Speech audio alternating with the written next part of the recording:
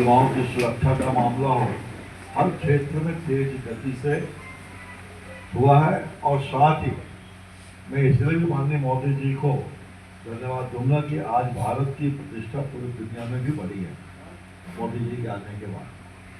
साथ ही जो एक करप्शन में डूबा रहता तो उस पर भी लगाम लगाया था।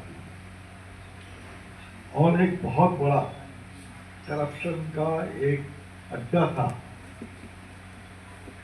ये जो रोजगार गारंटी, महात्मा गांधी रोजगार गारंटी, ये हम आप सबसे किसी से छुपा नहीं कि किस प्रकार से ये रोजगार के नाम पे करप्शन का एक अड्डा बन गया था। सरकार के अरबों रुपए इसमें खर्च होते थे, लेकिन डेवलपमेंट में कहीं कुछ दिखाई नहीं देता था। इसमें सुधार करने के दृष्टि से हमारी सरकार, माननीय मोदी जी की सरकार ने 2025 में एक नया कानून ला करके इसमें कई सुधार किए हैं और इसका नाम भी परिवर्तन किया। पहले इसका नाम था महात्मा गांधी राष्ट्रीय रोजगार गारंटी, अभी इसका नाम हो गया है VBG राम जी, विकसित भारत जी राम जी। मैं समझता हूँ इस नाम से किसी को भी आपत्ति नहीं, कितना बढ़िया नाम है, विकसित भारत जी राम जी, कितना बढ़िया। तो कांग्रेस को हमेशा विकास से, राम से इनको हमेशा दिक्कत रहा। हर गरीब को रोजगार मिले और उसकी गरिमा का सम्मान हो, गरीब जनजाति और पिछड़ों को रोजगार मिले, इसके लिए यह कानून आया है। विकसित भारत 2047 की राष्ट्रीय विजन के अनुरूप ग्रामीण विकास का नया ढांचा तैयार करना है।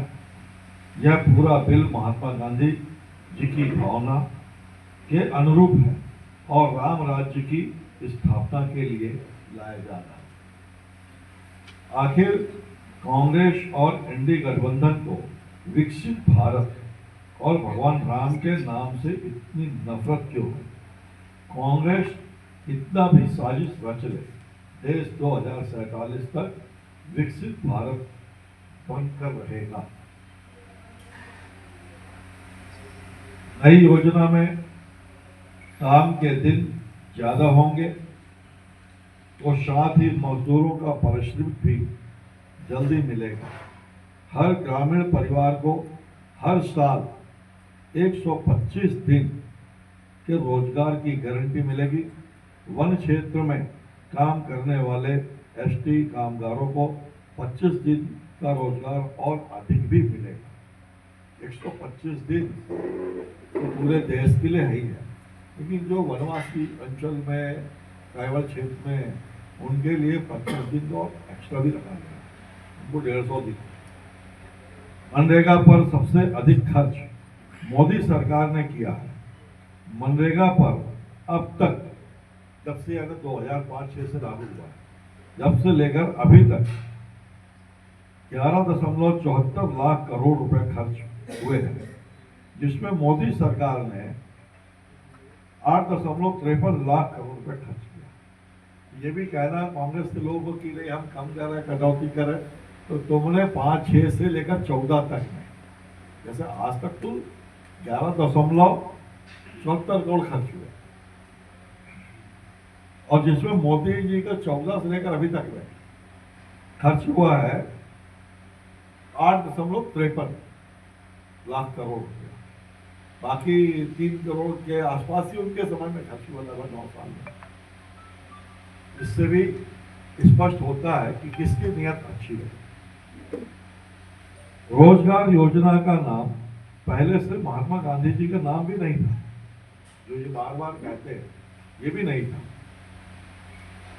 1980 में इंदिरा गांधी ने सभी पुरानी रोजगार योजनाओं को मिलाकर राष्ट्रीय ग्रामीण रोजगार कार्यक्रम योजना का नाम दिया था 1980 में। जिसे राजीव गांधी ने जवाहर रोजगार योजना का नाम दे दिया। उन्होंने बदला, इंदिरा जी ने बदला, राजीव जी ने बदला।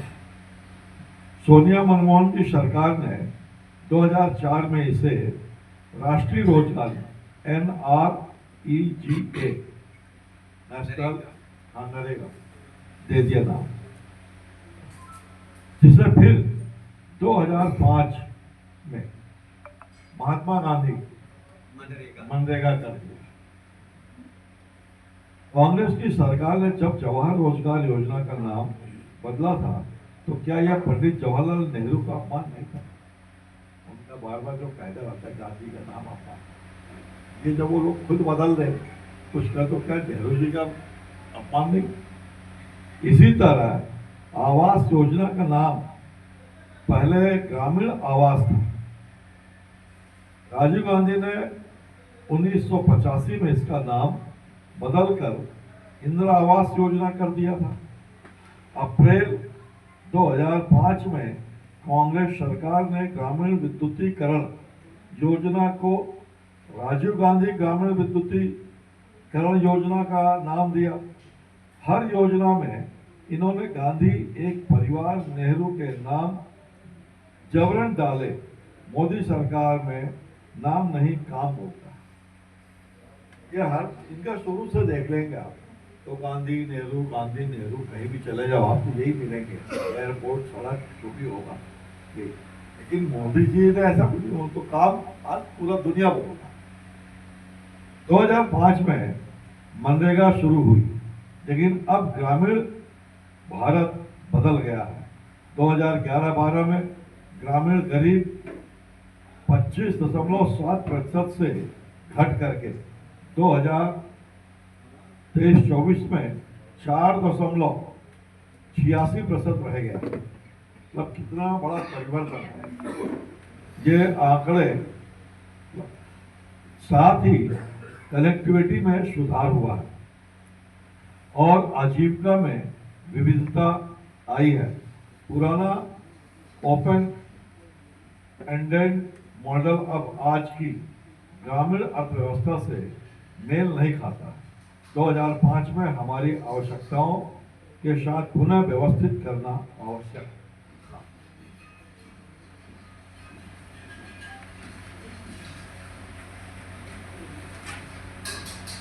कांग्रेस की सरकार में मनरेगा में कोई ट्रांसपेरेंसी नहीं थी। अब इसमें रियल टाइम डेट अपलोड होगा, जीपीएस और मोबाइल मॉनिटरिंग होगी और एआई द्वारा फ्रॉड डिटेक्शन होगा। इससे सभी लाभार्थियों को काम मिलेगा और उसके जीवन स्तर पर सुधार। तो आप सबको मालूम है कि मनरेगा में किस प्रकार से भ्रष्टाचार होता था। पेमेंट में सालों साल नहीं होते थे, पेंशन में भटकते थे। उनके पास ऐसा कोई संसाधन पहले ऐसा नहीं था कि हम उस पर कंट्रोल कर सके, उनको लगाम लगा सके। काम किसी के नाम से, पेमेंट किसी की दुकान, ये सब चीज़ें। लेकिन अब एआई के माध्यम से सब चीज़ें जियो टैग के माध्यम से सुधार। नए कानून का फोकस 4 प्राथमिकताओं पर है। इससे पहले जो था ये उसमें सिर्फ मिट्टी खोदो, फिर बरसात आए बह गया, कोई डेवलपमेंट कोई विकास नहीं, अरबों रुपये देश का नहीं। लेकिन अब इस नए कानून में उसमें 4 पहलुओं में फोकस किया गया है। जैसे पहला जल संबंधी कार्य, ये मन इससे हो जाएगा श्री राम जी से। दूसरा है कोर ग्रामीण बुनियादी ढांचा का निर्माण। तीसरा है आजीविका संबंधी बुनियादी ढांचा का निर्माण।